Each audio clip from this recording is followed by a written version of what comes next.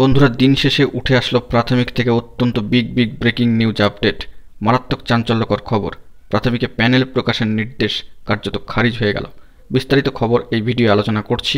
ভিডিওটিকে অবশ্যই শেষ পর্যন্ত দেখবেন এবং চ্যানেলটিকে সাবস্ক্রাইব করে নিয়ে সঙ্গে থাকবেন। আজকের দিনের জন্য অত্যন্ত গুরুত্বপূর্ণ খবর।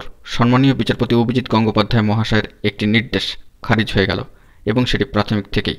প্রাথমিকের শিক্ষক নিয়োগ প্যানেলে সম্মানীয় বিচারপতি গঙ্গোপাধ্যায়ের একটি নির্দেশ খারিজ করল মহামান্য কলকাতা হাইকোর্টের ডিভিশন বেঞ্চ।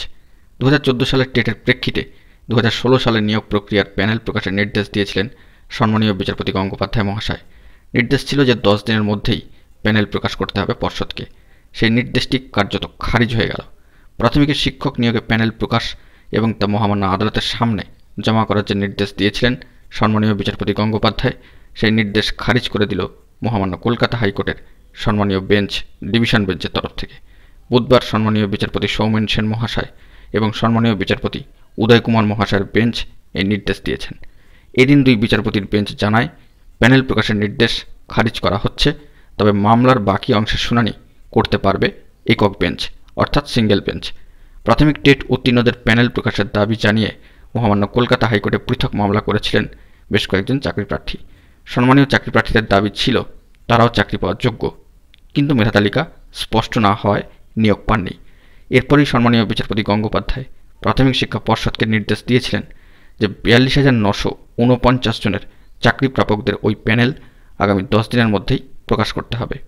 যদিও পর্ষদের তরফে জানানো হয় প্যানেল আগেই আদালতের নির্দেশে প্রকাশ করা হয়েছে, পর্ষদের ওই বক্তব্যের পরে প্রকাশিত প্যানেলের হার্ড ও সফট কপি মহামান্য আদালতে জমা দেওয়ার নির্দেশ দেন সম্মানীয় বিচারপতি গঙ্গোপাধ্যায়।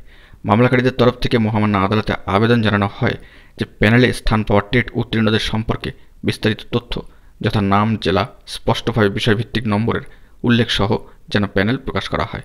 প্রসঙ্গত উল্লেখ্য যে প্রাথমিক টেট 2014 ভিত্তিতে 2017 সালে প্রায় 42,000-এর বেশি শিক্ষককে নিয়োগ করেছিল পর্ষদ।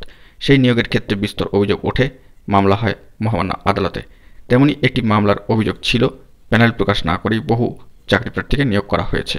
তবে সেক্ষেত্রে সেই অভিযোগের প্রেক্ষিতেই 42,000 শিক্ষক নিয়োগের প্যানেল প্রকাশের নির্দেশ দিয়েছিলেন সম্মানীয় বিচারপতি অভিজিৎ গঙ্গোপাধ্যায়। সেই নির্দেশকে চ্যালেঞ্জ করে ডিভিশন বেঞ্চের দ্বারস্থ হয়েছিল প্রাথমিক শিক্ষা পর্ষদ। আপাতত সেখান থেকেই এই গুরুত্বপূর্ণ খারিজের বার্তাটি কিন্তু উঠে এলো। সামাজিক গণমাধ্যমের সূত্র ধরে গুরুত্বপূর্ণ খবর আপডেটটি উঠে আসছে। বন্ধুরা, এখন এই পর্যন্তই। ধন্যবাদ।